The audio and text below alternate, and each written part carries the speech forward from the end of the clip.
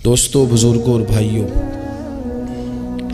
हम मुसलमान हैं। अल्लाह तबारक व तआला ने जो दीने बरहक हमें अता फ़रमाया है, वो दीन हमारी तमाम ज़रूरियात को पूरा करता है। हमें ये हुक्म दिया गया है कि हम अल्लाह से जब भी मांगें, दुनिया और आखिरत की भलाई मांगें।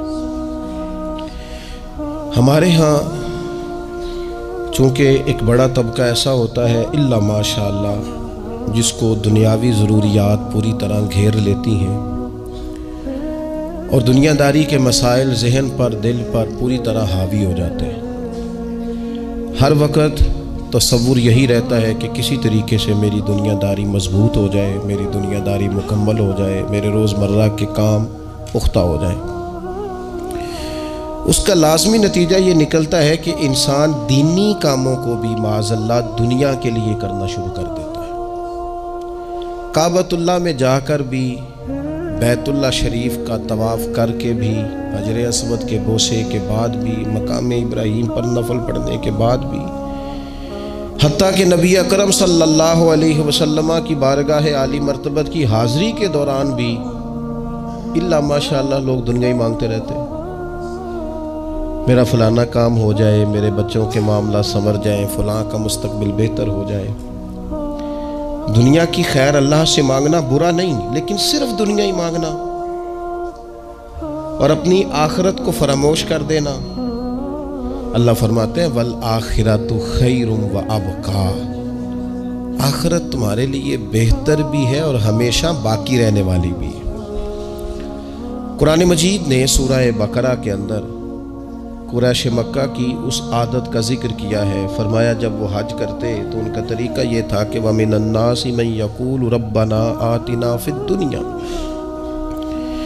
उनमें से कुछ लोग ये कहा करते थे कि या अल्लाह हमें दुनिया अता कर दे, हमें दुनिया दे दे।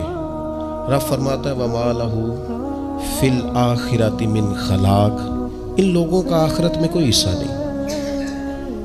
मांगी भी है तो सिर्फ दुनिया, हज करके भी दुनिया, अल्लाह के घर जाके भी दुनिया, शेख का बैत हो के भी दुनिया, दीनी महफिल से मुराद भी ये, दीनी इज्तमात करके भी, दीनी मदारस कायम करके भी, खानकाह का, मस्जिद का माहौल बना के भी, उससे भी मुतालबा फ़कत दुनिया का। उन कुफार की इस आदत को जिक्र करके हमें समझाया गया कि जो फ़कत दुनिया मांगता है उसका आखिरत में कोई हिस्सा। और फरमाया कुछ लोग ऐसे हैं वमिनहुम मन यक़ूलु रब्बना आतिना फिद दुनिया हसना। अच्छा, उन्होंने दुनिया भी मांगी तो सिर्फ दुनिया मांगी, हसना नहीं मांगी। और यहाँ फरमाया कुछ लोग ऐसे हैं जो रब से कहते हैं या अल्लाह हमें दुनिया में भी भलाई अता फरमा, दुनिया भी दे तो हसना देना, वो दुनिया देना जो हमारे दीन को तक़वियत दे, वो दुनिया देना जो हमारे आमाले हसना को मजबूत करे, दीनी मामलात को तक़वियत दे, दुनिया भी वही अता फरमा। और साथ कहते हैं वफिल आखिरति हसना, या अल्लाह हमें आखिरत में भी भलाई ही अता फरमा, वकिना अज़ाब अन्नार, और हमें दोज़ख के अज़ाब से बचा। उलाइका लहुम नसीबुम मिम्मा कसबू, फरमाया ऐसों को उनकी कमाई ही मिलेगी, जो उन्होंने किया है वो खुश नसीबी उन्हें ज़रूर मुयस्सर आएगी। चूँकि दुनिया भी मांग रहे हैं, आखिरत भी मांग रहे हैं। हमेशा कोई भी काम करें किसी किस्म का भी, उसमें यह देखें कि क्या इसमें मेरे लिए कोई ज़ख़ीरा आखिरत बनेगा, क्या ये काम मेरी कब्र में, हश्र में, क़यामत में मेरे लिए कोई फ़ायदा मंद होगा। मैं बड़े दर्द से अर्ज़ करता हूँ, बाज़ लोग दीनी काम करते हैं और उनसे जब सवालात किए जाते हैं तो वो बाज़ों का तकलीफ़ दे मामला हो जाता है कि उस दीनी काम के पीछे भी वो वाला खुलूस नहीं जो एक मुसलमान का रब और रसूल के साथ होना चाहिए। उस दीनी काम के पीछे भी कुछ दुनियावी मकासद मौजूद हैं। तो अगर बड़ी पगड़ी और बड़े जुब्बे के पीछे भी एक दुनियादार छुपा हुआ हो, लोगों को तो धोखा दिया जा सकता है, रब और रसूल को तो नहीं ना दिया जा सकता। वहाँ तो दिलों का खुलूस ही पहुँचता है, वहाँ तो नीयतों का हुस्न ही पहुँचता है। तो अल्लाह तबारक व तआला से जब भी सवाल किया जाए, दुनिया और आखिरत की बेहतरी का सवाल किया जाए। एक लफ्ज़ है हदीस पाक में जिसको आफियत कहते हैं। तिरमिज़ी शरीफ में हज़रत सैयदना अब्बास बिन अब्दुल मुत्तलब रदी अल्लाह ताला अन्हु, आपकी रवायत मौजूद है, फरमाते हैं मैं नबी पाक सल्लल्लाहु ताला अलैहि वसल्लम की खिदमत आली मरतबत में हाजिर हुआ तो मैंने अर्ज़ की, या रसूल अल्लाह सल्लल्लाहु ताला अलैहि वसल्लम, मुझे ऐसी चीज़ बताएं जो मैं अपने रब से मांगूँ। चीज़ मांगनी होती है ना, बाद वक़्त मौका मिलता है तो कई दफ़ा इंसान इम्तिहान में आ जाता है, क्या मुझे मौका मिल गया है, मुझे कहा गया कुछ मांग लो तो भला मैं क्या मांगूँ। हज़रत अब्बास बिन अब्दुल मुत्तलब रदी अल्लाह ताला अन्हु नबी पाक अलैहिस्सलाम के प्यारे चचा जान हैं, अर्ज़ गुज़ार हैं, या रसूल अल्लाह सल्लल्लाहु अलैहि वसल्लम, मुझे बताइए मैं अपने रब से मांगूँ तो क्या मांगूँ। तो हुज़ूर ने फरमाया, रब से आफियत मांगो। कहते मैं कुछ दिन रुका, कुछ दिनों के बाद फिर हाजिर बारगाह हुआ और अर्ज़ की, या रसूल अल्लाह सल्लल्लाहु ताला अलैहि वसल्लम, मुझे बताइए मैं अपने मालिक से मांगूँ तो क्या मांगूँ। तो हुज़ूर ने फिर फरमाया, अल्लाह से मांगना तो आफियत मांगना। बुजुर्ग फरमाते हैं ये आफियत क्या है। आफियत ये है कि या अल्लाह ज़ाहिरी परेशानियाँ, बातनी परेशानियाँ, ऐ अल्लाह ज़ाहिर के मैल कुचैल भी दूर हो जाएं, बातन के भी दूर हो जाएं। ऐ अल्लाह हर मामले में, हर आजमाइश में, हर दुख में हमें तेरी पनाह नसीब हो जाए। ये आफियत है। और सूफिया किराम फरमाते हैं आफियत से बड़ी नेमत कोई नहीं अगर किसी को मुयस्सर आए तो। आफियत से बड़ा हुस्न कोई नहीं अगर किसी शख्स को ये नसीब हो जाए। और एक अल्लाह वाले ने तो एक और बड़ा खूबसूरत तर्जुमा यहाँ किया है, वो कहते हैं आफियत का मतलब है दिल का करार, आफियत का मतलब है बातन का सुकून, आफियत का मतलब है इंसान के मिजाज का हौसला, ठंडक, बुर्दबारी। जिस बंदे को आफियत नसीब हो जाती है गोया अल्लाह उसे सुकून की दौलत अता फरमा देता है। थोड़े पैसों में भी सुकून, बगैर शोहरत के भी सुकून, कोई बात मान ले तब भी सुकून, कोई धुतकार दे फिर भी सुकून, लोगों की गुड बुक में हो फिर भी सुकून। और अगर लोग सारे मुखालफत में आ जाए तो चूंकि अल्लाह ने आफियत दी है फिर भी सुकून। अल्लाह ताला ने उन लोगों को करार की दौलत, अल्लाह से आफियत मांगी जाए। इसमें दुनिया की भी भलाई शामिल है, आखिरत की भी भलाई शामिल। नबी अकरम सल्लल्लाहु ताला अलैहि वसल्लम तवज्जो दिलाते कि अल्लाह से तुम आफियत मांगो, हमारा ना जी। क्योंकि सबसे बड़ा मसला रूहानी तरबियत का है।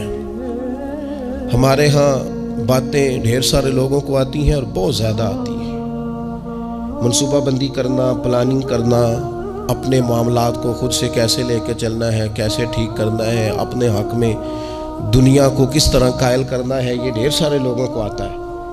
और अपने हक़ में दलाइल किस तरह कायम करने हैं, इसमें बहुत सारे लोग खुद कफ़ील होते हैं, उन्हें किसी से मुशावरत की भी ज़रूरत नहीं होती। लेकिन अल्लाह की बारगाह से अपना रिश्ता कैसे जोड़ना है, मालिक से करम का सवाली किस तरह करके होना है, अल्लाह से आफियत का सवाल कैसे करना है, ये चूँकि रूहानी तरबियत में हमारा मिजाज नहीं होता, लिहाजा हम उस तरफ जाते नहीं। हम वो अपनी मर्जी की चीज़ें, यानी वजीफ़ा पूछ के गए एक साहब, कुछ अरसे के बाद आए हैं तो आके कहते हैं मौलाना साहब, पीर साहब या कारी साहब या फलां साहब, किसी से भी पूछ के गए कि जिसको नेक आदमी जाना, फिर लौट कर आके कहते हैं कि आपने वजीफ़ा बताया था पर काम कोई नहीं हुआ। तो मैं तो साफ कहता हूँ और खुले दिल से कहता हूँ कि भाई वजीफ़ा आपको बताया था कि अल्लाह की रहमत मतवज्जे होगी, खुदा की रहमत को आवाज़ देने के लिए वजीफ़ा दिया था। कोई भी वजीफ़ा रब को मजबूर तो नहीं ना कर सकता माज़। और वज़ाइफ किस लिए पढ़े जाते हैं कि जल्दी से मामला ठीक हो जाए, मेरे हक में चीज़ें बेहतर हो जाएं, तो अल्लाह की रज़ा के लिए पढ़े जाते। तो वज़ाइफ को, इबादात को, नवाफल को, तिलावत को, दुरूद पाक को तो रज़ा इलाही का ज़रिया बनाना चाहिए। लेकिन हम चूंकि एक पूरा उलझाव रखते हैं अपनी दुनियादारी के मामला सीधे करने, एक पूरा खैर रखते हैं। वो लोग मिलते रहते हैं मुख्तलिफ बुजुर्गों की निस्बत के ताल्लुक से, तो बाज़ जगहों पे बाज़ लोग बड़े तेज़ होते हैं, यानी उनसे आपकी मुलाकात होती है तो बंदे को महसूस होता है कि यार इसे तो पहले ही सारी बातों को पता है। और कई दफ़ा उनसे मिलने के बाद एहसास होता है कि यार इससे तो थोड़ा सीख ही लेते तो बेहतर था, ये तो बात बड़ी आगे निकल गई। सारा पता होता है, बाशऊर होते हैं, लेकिन डर आता है अल्लाह से। इतना बाशऊर आदमी, समझदार, पंचायत, परया, लोग, दीन, दुनिया सारा पता है, नमाज का टाइम आ गया तो वो छुपता फिरता है। उसकी तबीयत पर बोझ बन रहा है माज़अल्लाह अल्लाह के हुजूर हाजिर होना। उसे खैर का काम करना पड़ रहा है तो वो इधर उधर निकलता जा रहा है। तो सवाल ये है कि फिर ये शऊर का क्या मतलब रखा हुआ है हमने? फिर अल्लाह से दुआ करने की जरूरत नहीं। वो हजरत आरिफ रूमी रहमतुल्लाह ताला अलैह फरमाया करते थे, बाज लोगों को रब सारा कुछ देता है, सजदे की तौफीक नहीं देता। इसका मतलब यह है कि वो कहता है ये सारा कुछ ले और निकल जा, मेरे घर ना आना, रख सारा कुछ पास। रब से आफियत मांगी जाए, उससे उसका फजल मांगा जाए, उससे उसका करम मांगा जाए। अल्लाह के प्यारे रसूल सल्लल्लाहु ताला अलैहि वसल्लम इस आफियत मांगने पर जोर देते, तवज्जो देते। मैं आपको सही बताता हूं, रब ने अगर किसी बंदे को आफियत में रखा हो ना, तो हालात कैसे भी बुरे चल रहे हों उसका बिगाड़ कुछ नहीं सकते।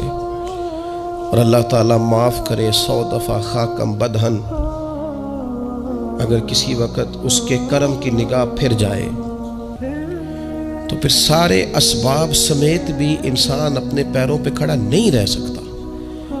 उससे जब तक तलबे करम नहीं होता, तलबे आफियत नहीं होती, उसकी बारगाह से जब तक बंदा मोमिन पूरा रुजू नहीं करता, ये आफियत इतनी आला चीज है कि नबी पाक अलैहिस्सलाम ने फरमाया आज़ान और इकामत के दरमियान जो वक्त होता है उसमें दुआएं रद्द नहीं होती। दुआ मांगा करोगे तुम्हारी अल्लाह अपने फजल से कबूल कर लेगा। अर्ज की या रसूलल्लाह क्या मांगे? तो फरमाया आफियत मांगो रब से। हजरत अनस बिन मालिक हदीस के रावी है रदी अल्लाह तआला, यहाँ भी फरमाया ये ऐन कबूलियत का टाइम है, अल्लाह से आफियत मांग लो, उसकी पनाह। हम दुआओं में भी महदूद हो जाते हैं। रब दा तालब कोई ना मिलया, जो मिलया तालब ज़रदाहू। दुआओं में भी हद बंदी। बाज़ों का बच्चे भी तरबियत करते हैं ना। एक मौलाना है, उनका ख्याल है कि उन्होंने मुझसे कुछ पढ़ा है तो कभी कभी उस्ताद जी कह देते हैं, बहुत पुरानी बात है, उन्होंने मुझे फ़ोन किया कि अगर आप कभी तशरीफ़ लाएं, तो मैंने कहा पुत्र दुआ मांग अल्लाह को छोटी जी गड्डी देवे। तो उस बच्चे ने मेरी बड़ी तरबियत की, कहने लगा उस्ताद जी अल्लाह को लो मंगनी है तो वड्डी सारी मंगो, आपने मादूद क्यों किया कि भाई ये छोटी सी अल्लाह गाड़ी क्यों अल्लाह छोटी दे, रब दे तो बड़ी दे और रहमत से दे, अल्लाह से मांगनी है ना जी। हम तरबियत नहीं लेते। मैंने उसका शुक्रिया अदा किया, मैंने कहा बेटे तूने बड़ी सोहनी बात की, अल्लाह तुझे इसका अजर अता करे, अल्लाह तुझे बरकत अता करे। अगर आपने सीखना है तो फिर आप सीख लेंगे, और अगर नहीं सीखना तो फिर यही कहना है सारी उम्र लंघ गई बंदा को नहीं मिला, क्योंकि मिजाज नहीं है ना सीखने का, इसलिए फिर मिला ही कोई नहीं। फिर सारी जिंदगी को मुयसर ही नहीं आया, किसी ने नसीहत ही नहीं की, कोई आंखों को भाया ही नहीं। खुद ही बड़े सियाने थे, खुद ही बहुत बड़े थे, अपना कद ही बड़ा ऊंचा था, सब ठिगने छोटे और कमज़ोर और बौने नजर आए। अजीज भाई, जब आफियत, एक बुजुर्ग थे हर वक़्त अल्लाह से आफियत मांगते थे, हर वक़्त अल्लाह से आफियत मांगते थे, हर वक़्त आफियत मांगते थे। लोगों ने पूछा, लोग उनको साले जानते थे, नेक समझते थे कि हुजूर आप और कोई दुआ मांगते नहीं, आफियत ही मांगते हैं। फरमाने लगे मैं मांगा करता था शुरू में, बाद में ख्याल आया और भी दुआएं मांगा करता था, ये एहसास बाद में नसीब हुआ। फरमाते मैं मजदूरी करता था, माल बर्दारी करता था, एक जगह पे ड्यूटी कर रहा था तो थक गया, और वो जो काम लेने वाले लोग थे उनका रवैया भी बड़ा तुर्श था, तकलीफ हुई। तो मैंने अपने मालिक की बारगाह में अर्ज की, मालिक अगर 2 रोटी बगैर मुझे मुशक्कत के मिल जाए दिन में तो तेरी बारगाह तो बड़ी करीम है। कहते वो मैंने ये दुआ मांग ली, जरा मैं थोड़ा आगे बढ़ा तो 2 बंदे आपस में लड़ रहे थे, मैं उनकी सुलह कराने के लिए, उन्हें बचाने के लिए आगे बढ़ा, तो मैं जिसको छुड़ा रहा था दूसरे ने मेरे ऊपर ज़रब लगा दी, मेरा भी सर फट गया। थोड़ी देर के बाद वहाँ पुलिस आ गई, वो तीनों को लड़ने वाला समझ के उठा के ले गए, मुझे जेल हो गई। 2 रोटियां बगैर मुशक्कत के रोज़ मिलनी शुरू हो गई। दुआ मांगी थी ना कि या अल्लाह 2 रोटियां मिल जाए ना बगैर मुशक्कत के, कहते वो 2 रोटियां रोज़ मिलती, कोई काम नहीं करना पड़ता, पर जेल हो गई। फरमाते मैं बड़ा परेशान था, रोज़ रोटियां पाबंदी से आती और बेहतरीन आती, खाना मिलता। फिर कुछ अरसे के बाद मैंने सोचा कि यार ये दुआ तो कबूल हो गई ना तेरी, अब तू अगर इस पर कोई अलग बात करेगा तो वो तू गलत करेगा। कहते फिर खुद ही मेरे दिल में अल्लाह ने बात डाली और मैंने अर्ज की मालिक 2 रोटियां नहीं, मुझे तो आफियत चाहिए, मुझे तू आफियत दे, मेरे ऊपर तू करम फरमा, तू नजरे रहमत कर, जे एक कतरा बख्शे मैनू, एक कतरा बख्शे मैनू ते काम बन जाता ही मेरा, मेहरबानी कर, आफियत अता कर। फरमाते फिर खुदा ने करम किया, कहाँ से असबाब बने मेरे जेल से छूटने के, कौन कौन मेरे जमानती बने अल्लाह ही जानता है। फरमाते हैं दरवाजे भी खुल गए, रिस्क भी मिलता है, सेहत भी मुयस्सर है, सजदा भी कर लेता हूँ, सवेरे तिलावत भी करता हूँ, शाम को मदीने वाले की बारगाह में राज के दुरूद व सलाम भी अर्ज करता हूँ, मैं मुमकिन होता है तो किसी गरीब की दाद रसी भी करता हूँ। अब समझ आई है, रब्बना आतिना फिद दुनिया हसनतम व फिल आखिराति हसनतम व किना अज़ाबन नार। अब समझ आई है, रब से जब भी मांगना है आफियत ही मांगनी है, उससे करम मांग। हमने महदूद दुआएं रखी हुई हैं, महदूद, वो जी फलाना काम मेरा हो जाए तो भाई वो एक हो गया, उसके बाद फिर नई टेंशन बन जाएगी। नहीं, मैं जी बच्चों की शादी कर लूँ जी फिर मैं फारिग हूँ। आप शादी करके देखें, लाग पता जाएगा कैसे फारिग होते हैं। आप यहाँ रुकते क्यों हैं? आप खुदा से आफियत क्यों नहीं तलब करते? उसकी बारगाह से वो क्यों नहीं मांगते कि जो एक कतरा मिले तो दुनिया और आखिरत के सारे काम हो जाए? उससे उसकी रहमत का सवाल करे, उससे उसके करम का सवाल करे। अल्लाह की बारगाह में भी हाजिर होना और जची तुली और जनाब नाप तोल कर और महदूद चीज़ों का सवाल करना, मालिक से मांगे। और वो जब देता है तो देता भी बेहिसाब ही है। वो जब अता करता है तो करम के दरवाजे खोल के अता करता है, वरना तो एक उलझन से इंसान निकलता है, दूसरी में उलझ जाता है, एक गुत्थी को सुलझाता है। फिर इकबाल रो पड़े थे, कहने लगे मैं अकल की गुत्थियां सुलझा चुका हूं, यार अब मुझे साहिबे जुनू कर दे। अल्लाह ये बड़ा मैंने हेर फेर देख लिया, मुझे दीवाना बना, अब मुझे जुनून हो, अब मैं किसी के लिए रोया करूं, अब मैं किसी की याद में तड़पा करूं, अब मैं रात किसी के लिए मेरी आंखें बेदार रहे। ये बड़ी हो गई दुनियादारी, अकल की गुत्थी, हालांकि नहीं सुलझती, पर इकबाल कहते हैं अकल की गुत्थियां सुलझा चुका हूं, यार अब मुझे साहिबे जुनू कर दे। और फिर कहने लगे बुझी इश्क की आग अंधेर है, अब ये मुसलमान नहीं ये खाक का ढेर है, तो मिट्टी बन के रह गया क्या? कहाँ अपनी सारी तवज्जुहात का किबला किस चीज को? मेरे अजीजों, अल्लाह से आफियत। नबी पाक अलैहिस्सलातु वस्सलाम ने एक शख्स से पूछा क्या दुआ मांग रहे हो? तो उसने कहा या रसूल अल्लाह मैं अल्लाह की बारगाह में सब्र का सवाल कर रहा हूँ। तो हुजूर फरमाने लगे सब्र तो मुसीबत पर होता है। या रसूल अल्लाह फिर क्या मांगूं?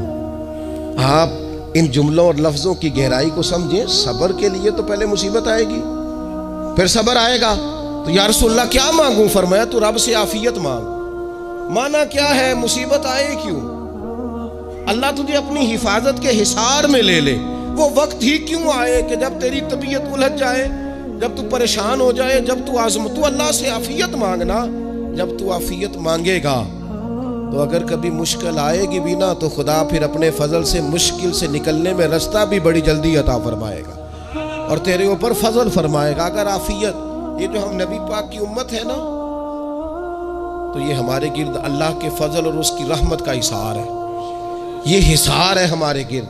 वो दरवेश ने कहा था ना कि करूं शुक्र कितना और करूं फख्र कितना कि तेरे करम ने मुझे फायजुल मराम किया।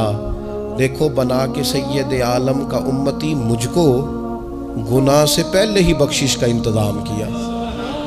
अभी मैंने गलती की नहीं, लेकिन मुझे हुजूर का गुलाम बना दिया, बख्शिश का बंदोबस्त पहले हो गया।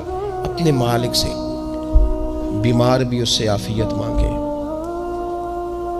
मकरूज भी उससे आफियत मांगे, बे औलाद भी उससे आफियत ही मांगे, साहिब औलाद भी उससे आफियत ही मांगे। जो दौलत के हुसूल के रिज़्क़ हलाल के ख्वाहिशमंद हैं वो भी उससे आफियत मांगे, और जिनकी झोली उसने भर दी है वो भी अपने रब से आफियत ही मांगे। मालिक से जब सवाल करे, एक बुजुर्ग थे उन्होंने तो अपनी अंगूठी में लिखवा लिया था कि या अल्लाह मुझे आफियत अता फरमा।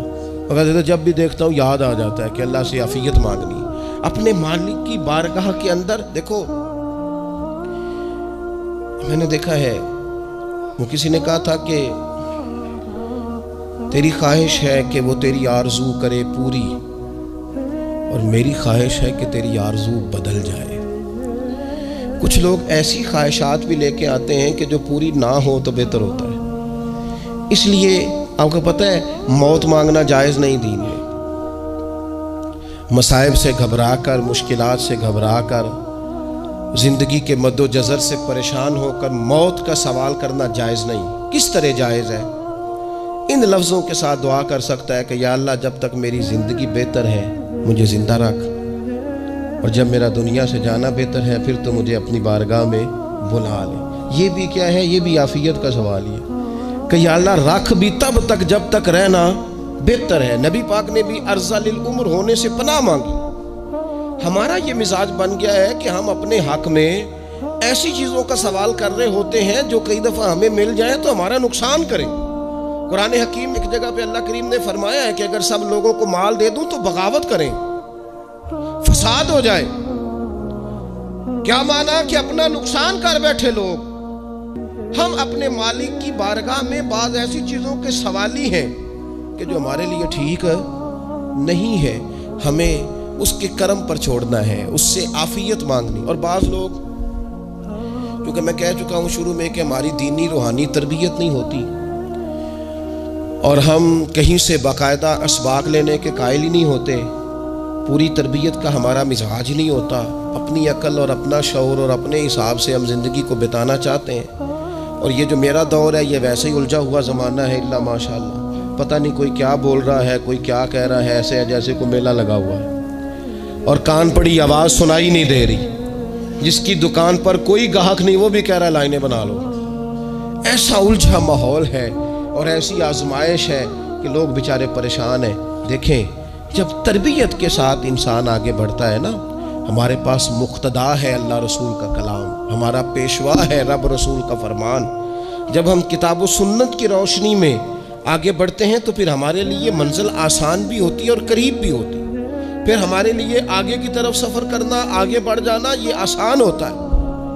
आप गौर करें, जो लोग दुनिया में कामयाब रहे, भला किस तरह कामयाब रहे? वो इस तरह कामयाब रहे कि उन्होंने ना अपने रब से आफियत मांगी।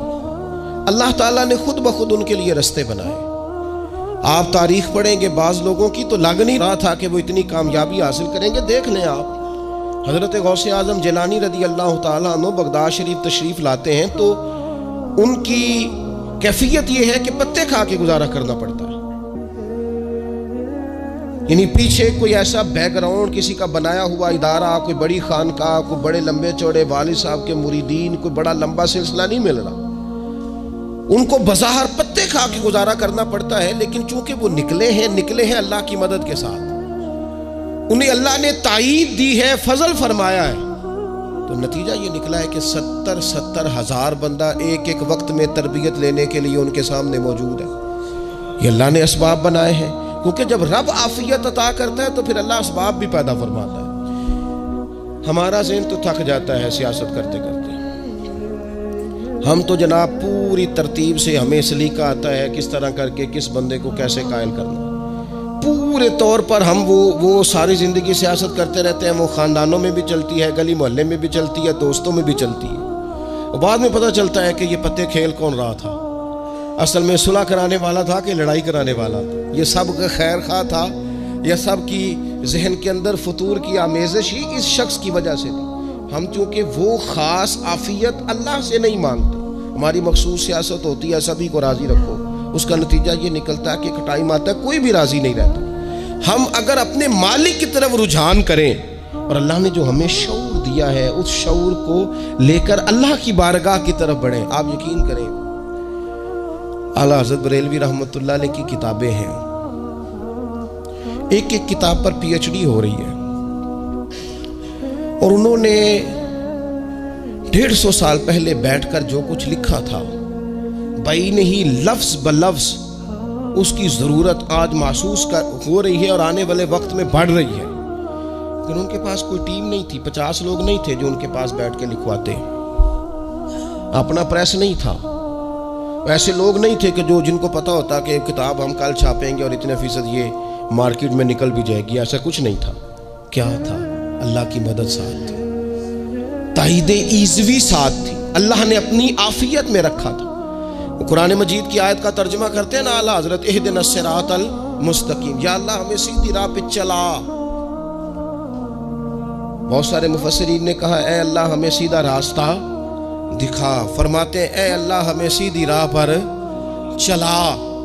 तो किसी ने कहा हुजूर ये चला और दिखा में क्या फ़र्क है? फरमाने लगे दिखाने का मतलब ये होता है कि किसी ने पूछा मैंने गुजरांवाला जाना है, तो दिखाना ये है कि उसे कहा यहाँ से बाहर निकलो, रोड पे चढ़ जाओ, सीधे जाओगे, एक पोल आएगा उसे क्रॉस करना, नीचे उतरना, वहाँ से शहर शुरू हो जाएगा। फिर उसने अगर कोई अंदरूनी जगह शहर की पूछ ली तो उसको कहा कि राइट हो जाना, फिर लेफ्ट हो जाना, फिर आगे किसी से मज़ीद। ये है रास्ता दिखाना और एक है चलाना। उसने कहा मैंने गुजरांवाला जाना है, तो उसने कहा साथ बैठना मेरी गाड़ी पे, जहाँ तूने जाना है मैं छोड़ के आता हूँ। ये रास्ते पे चलाना है, ये मकाम तफक्कुर है। आप इस पर गौर फरमाएंगे। कहते हैं या अल्लाह तू हमें रास्ता दिखाएगा और दिखाता है, लेकिन चारों जानब शैतान भी तो बैठा है ना, फितने भी तो है ना। तो अगर तेरी रहमत साथ साथ रहे, माना कि मोहब्बत के सफ़र में हर गांव पे 100 मुश्किल है, लेकिन ये सफ़र आसान भी है अगर साथ तुम्हारा हो जाए। अगर तू साथ चले तो फिर ये सफ़र मुश्किल है। हारून रशीद ना अपने महल की छत पे टहल रहा था, सबसे ऊपर वाले चौबारे पर। नीचे से हज़रत बहलोल दाना गुजर रहे थे, ऊपर उसके साथ सिपाही भी थे, गनमैन भी थे। उसने कहा ये बाबा तो ज़रा ऊपर उठाओ। उन्होंने एक डोली, एक टोकरी समझ लें, उसको रस्सियाँ बांध के नीचे फेंका। नीचे जो सिपाही थे उनको कहा कि ये बाबा जी को पकड़ के इसमें बिठाओ। उन्होंने जबरन थामा बाबा जी को, उसमें डाला, ऊपर वालों ने खींच लिया। 2-3 मिनट लगे। हारून रशीद के सामने हज़रत बहलोल दाना पहुंच गए तो थोड़े नाराज़ भी हुए कि ये कोई तरीका तो नहीं ना बुलाने का। मुलाकात हुई तो कहा क्यों बुलाया? कहने लगा एक मसला पूछना था। फरमाने लगे बादशाह है ना, तेरे मसले पूछने का भी अपना ही अंदाज है, पूछ मसला। कहने लगा बाबा पूछना था कि आप अल्लाह तक कैसे पहुंचे? हज़रत बहलोल दाना चुप कर गए। 2-4 मिनट के बाद कहने लगे जिस तरह अभी ज़मीन से तेरे तक नहीं पहुंचा, बिल्कुल इसी तरह ही पहुंच गया और रब करीम की बारगाह तक। और वो भी जो उसने करम फरमाया है, वरना मैं तो नहीं समझता कि मैं पहुंच गया, वो भी अगर तेरी खुशगुमानी है। हारून रशीद कहने लगा मुझे समझ नहीं आई। फरमाने लगे तो बादशाह जो है, इतनी जल्दी कैसे समझ में आएगी तुझे बात? फरमाने लगे अगर मैं तुझसे मिलना चाहता ना तो मैं एक दरख्वास्त लिखता, फिर किसी वजीर से सिफारशी साइन कराता, फिर वो जमा कराता, फिर मुझे टाइम मिलता कि फ़लाँ दिन फ़लाँ तारीख फ़लाँ टाइम आ जाना, फिर आके मैं लाइन में लगता। फिर भी तू बादशाह है, तेरा मूड बनता मिलने का कि ना बनता। जब मैं चाहता तो पता नहीं कितना टाइम लग जाता, जब तूने चाहा है ना तो 1 मिनट भी नहीं लगा। फरमाने लगे मैंने दावा ही नहीं किया कि मैं जद्दोजहद करके पहुंचूंगा, मैंने तो रब की बारगाह में आजिज़ी की है, फिर रब ने ही करम फरमाया है, उसी ने मेहरबानी की है। माना कि मोहब्बत के सफ़र में हर गांव पे 100 मुश्किल है, लेकिन ये सफ़र आसान भी है अगर साथ तुम्हारा हो जाए। उसके करम का साथ रहा है, उससे आफियत मांगी है, अपने आप को उसके सुपुर्द किया है तो उसने करम कर दिया। जब तक ये मिजाज नहीं हम बनाते कि मालिक से आफियत का सवाल करें, अपने आप को अपने रब के हवाले कर दें, उसकी रहमतों के सुपुर्द कर दें, उतनी देर तक जिंदगी में ठहराव नहीं आता, करार नहीं आता। मिशकात में मौजूद है, अल्लाह के प्यारे रसूल सल्लल्लाहु ताला अलैहि वसल्लम तीमारदारी के लिए गए तो सहाबाए किराम फरमाते हैं वो बंदा ना इतना पतला नहीफ और लागिर हो गया था जिस तरह चिड़िया का बच्चा होता है, कमजोरी ज़ोफ़तारी था। तो महबूब करीम ने उसे देखा तो बड़े करीमाना अंदाज में करीम फरमाने लगे तू कोई दुआ नहीं मांगता, तू आफियत नहीं मांगता अल्लाह से? अर्ज़ की या रसूल अल्लाह सल्लल्लाहु ताला अलैहि वसल्लम, मैंने अपने रब की बारगाह में अर्ज़ की है मालिक क़यामत का अज़ाब बड़ा सख्त है, मैं नहीं बर्दाश्त कर सकता, तूने अगर मुझे कोई सज़ा देनी है तो यहीं दे ले, क़यामत को ना देना। तो कहते महबूब फरमाने लगे सुभान अल्लाह, ओ खुदा के बंदे तू रब की सज़ा दुनिया में भी नहीं सह सकता, अल्लाह से ये भी सवाल न कर, तू रब से कह रब्बना आतिना फिद दुनिया हसनतम व फिल आखिरति हसनतम व किना अज़ाबन नार। तू रब से दुनिया में भी हसना मांग, भलाई मांग, तू आखिरत के लिए भी भलाई मांग, तू उससे आफियत का सवाल कर। तूने ये सवाल क्यों किया? अर्ज़ की या रसूल अल्लाह करम हो गया है, मुझे समझ आ गई, अब मैं इसी तरह ही करूँगा। अजीज़ दोस्तों हम कहाँ सह सकते हैं? हम दुनिया में रब की सज़ा हम नहीं सह सकते, हम कमज़ोर हैं तो गर्मी नहीं सह सकते, शदीद सर्दी नहीं सह सकते, शिद्दत की भूख लोग नहीं सह सकते, कोई आजमाइश नहीं सह सकते। वो जो लोग बाज़ औक़ात कह देते हैं ना जी फ़लाँ चीज़ हमारे अमाल का नतीजा है, तो मैं क्या करता हूँ ना को यार, हम तो ये भी नहीं सह सकते, हम कहाँ बर्दाश्त कर सकते हैं, हमें तो वो माफ़ ही फरमाए, हम हिसाब वाले हैं ही नहीं, हम तो सिर्फ माफ़ी वाले हैं। हमसे ना हिसाब पूछे, उसने हिसाब पूछा तो फिर तो बड़ी मुश्किल हो जाएगी, अगर उसने हिसाब पूछा तो बड़ी रुसवाई हो जाएगी, अगर हिसाब पूछा तो मुश्किलात सामने दिखाई देने लग जाएंगी। हमसे तो वो दरगुजर वाला मामला करे, हमसे तो वो कहे जा मैंने महबूब के सदके तुझे माफ़ किया, जा तेरे लिए रहमत और बख्शिश वाला फ़ैसला किया। वो कोई सबब, उसकी रहमत किसी सबब को देख ले और दरगुजर कर ले।